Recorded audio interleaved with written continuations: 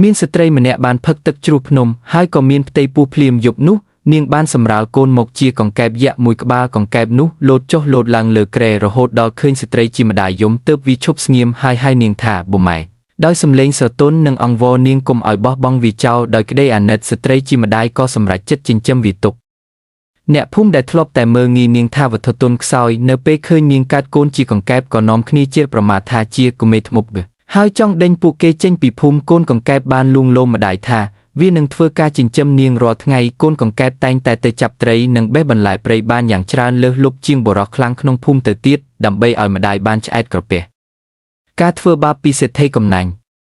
ក្នុងភូមិមានសេដ្ឋីម្នាក់ដែលរិះថាមនិងលោភលន់នៅពេលដឹងថាកូនកង្កែបមានកម្លាំងខ្លាំងក៏បង្ខំឲ្យវាទៅធ្វើស្រែឲ្យខ្លួនដោយមិនឲ្យប្រាក់ឈ្នួលសូម្បីតែបាយទឹកក៏ឲ្យតែរបស់សោដែរកូនកង្កែបធ្វើការយ៉ាងខ្ជាប់ខ្ជួនតាំងពីព្រឹកទល់ល្ងាចរហូតធ្វើឲ្យស្រែរបស់សេដ្ឋីទទួលបានផលយ៉ាងច្រើនសន្ធឹកសន្ធាប់សេដ្ឋីមានកូនស្រី3នាក់កូនស្រីច្បងនិងកូនស្រីទី2មានចិត្តអាក្រក់និងមើងងាយមនុស្សប៉ុន្តែកូនស្រីទី3មានចិត្តបុណ្យនាងតែងតែលួចយកបាយក្តៅនិងទឹកស្អាតទៅឲ្យកូនកង្កែបហើយជួយជូតដុសដីចេញពីខ្លួនវាដោយមិនរើសអើងរូបរាងឡើយកូនកង្កែបបានកត់ចំណាំទឹកចិត្តដ៏ល្អនេះទុកក្នុងចិត្តយ៉ាងជ្រៅការផ្លាស់ប្ដូររូបរាងនិងវិពលកម្ម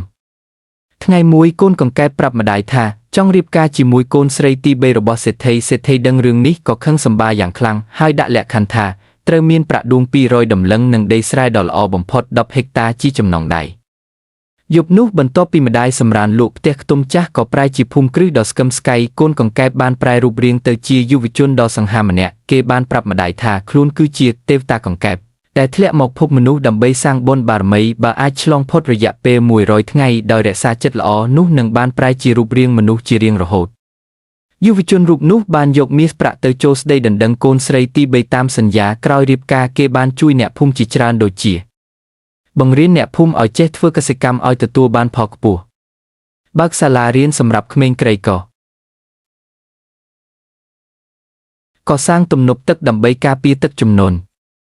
ជោគជ័យក្នុងជីវិតក្រោយមកយុវជននោះបានទៅប្រឡងនៅរាជធានីហើយជាប់ជាឧចៅក្រមវិសុញយួនអធិរាជសពព្រះតីនឹងចំណេះដឹងនិងភាពស្មោះត្រង់របស់គេយ៉ាងខ្លាំងគេបានក្លាយជាមន្ត្រីដ៏ល្អម្នាក់ដែលបម្រើរាស្ត្រដោយភាពយុត្តិធម៌